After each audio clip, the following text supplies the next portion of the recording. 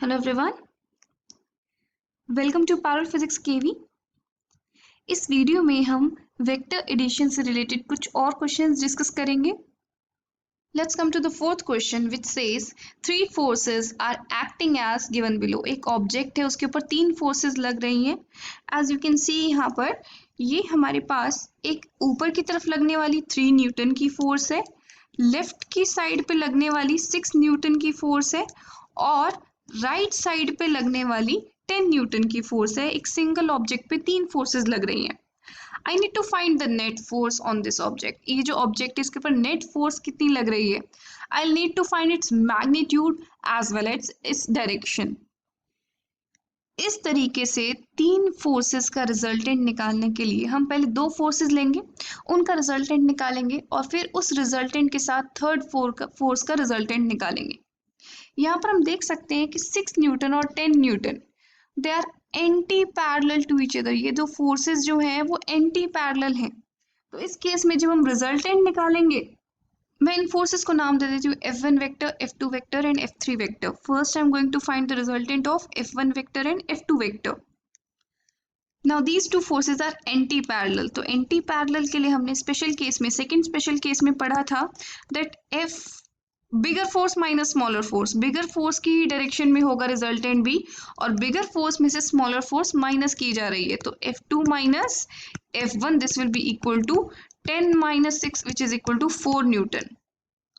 तो इन दोनों का resultant will be towards right और उसकी वैल्यू कितनी होगी 4 न्यूटन की। अब मुझे इन दो वेक्टर्स R1 वेक्टर और R2 वेक्टर, F3 वेक्टर, इन दोनों के बीच का रिजल्टेंट निकालना है।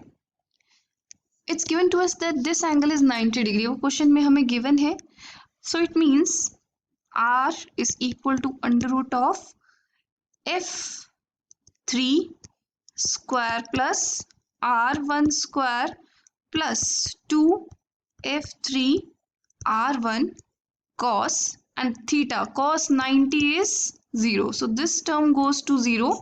It means we will get R is equal to F3 का मैग्नीट्यूड कितना है हमारे पास, it's 3 square plus 4 square. So I'll get here under root of 25, which means the value of R is equal to 5 Newton। इन दोनों का जो resultant आएगा, इन दोनों vectors का जो रिजल्टेंट होगा, दिस विल बी, अगर मैं ये अपना parallelogram law of vector addition complete करती हूँ, then this will be my resultant vector और इस रिजल्टेंट का मैग्नीट्यूड होगा 5 newton. What will be its direction.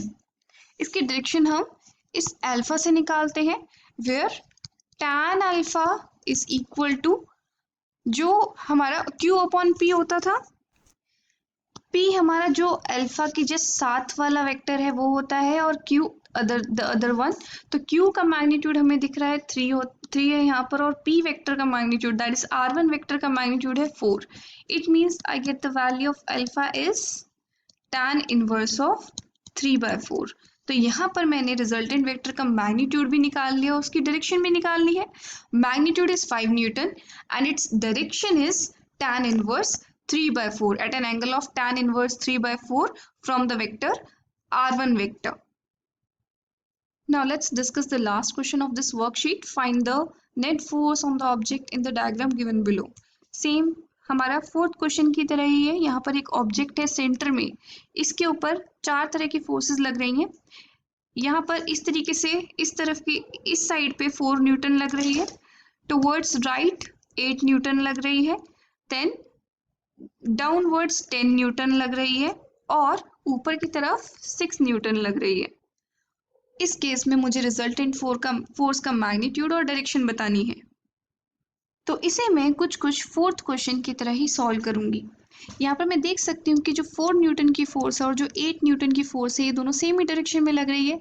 These two forces are parallel to each other और parallel forces के लिए मैं जो रिजल्टेंट निकालती हूँ, let us suppose R1 is the resultant of, मैं इनको नाम दे देती हूँ, this is F1 vector, this is F2 vector, ये हमारी 6 न्यूटन वाली फोर्स है F3 वेक्टर और ये 10 न्यूटन वाली फोर्स है हमारी F4 वेक्टर।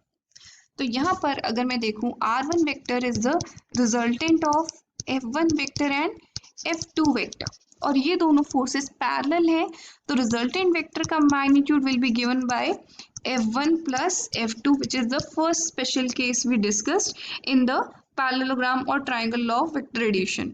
तो यहाँ पर दोनों एडअप हो जाएंगे, दोनों सेम ही डायरेक्शन में है. I get 4 newton plus 8 newton which is equal to 12 newton. ये रिजल्टेंट फोर्स है हमारी. Let me name it R1. तो रिजल्टेंट फोर्स को हम इस तरीके से दिखा सकते हैं. अब हम 10 न्यूटन और 6 न्यूटन पे आते हैं. ये दोनों फोर्सेस एंटी पैरेलल है एक दूसरे के, एक ऊपर की तरफ लग रही है ऑब्जेक्ट पे, तो एक नीचे की तरफ लग रही है. तो नेट रिजल्ट में हम इनको सब्ट्रैक्ट कर देंगे. बड़ी वाली फोर्स में से हम छोटी वाली फोर्स माइनस करेंगे which will give me R2 vector. So I right F, अगर मैं F3 vector plus F4 vector करती हूँ तो F4 वेक्टर नेगेटिव है, तो यहाँ पर मेरा रिजल्टेंट नीचे की ही डायरेक्शन में आएगा. I write 10 newton minus 6 newton, I get 4 newton. तो F3 और F4 वेक्टर को सॉल्व करते हैं, we get this resultant vector. अब इन दोनों रिजल्टेंट वेक्टर से मुझे इन दोनों का रिजल्टेंट वेक्टर निकालना है. दोनों को एडअप करना पड़ेगा वेक्टोरियली. क्वेश्चन के अकॉर्डिंग मुझे ये एंगल 90 डिग्री ऑलरेडी गिवन है. So for two vectors which are perpendicular to each other, we'll apply the third special case जो हमने पढ़ा था, R1 square plus R2 square. cos 90 हमारा 0 होता है, तो R1 की वैल्यू है हमारे पास 4 square plus 12 square under root. On solving this, I get the value of resultant vector as 4 root 10.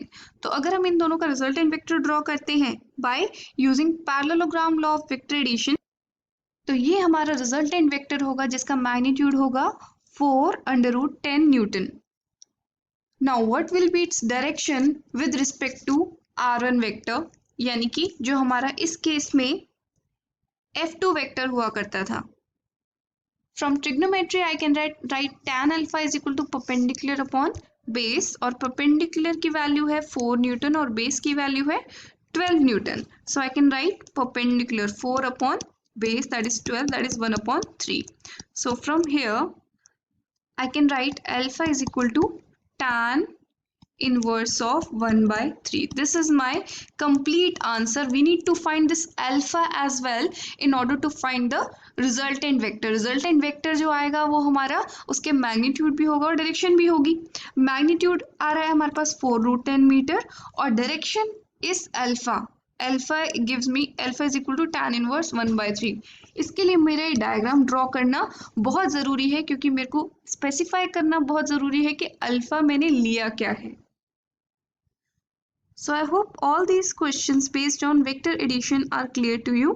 That's all for now. Have a good day.